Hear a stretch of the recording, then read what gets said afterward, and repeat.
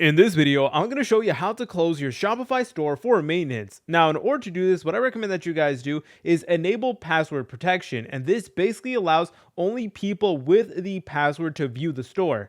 And customers will not be able to see it, but they will get a custom message that you can create yourself. So in order to turn that on, all you want to do is you want to go to the left menu and scroll down until you see online store.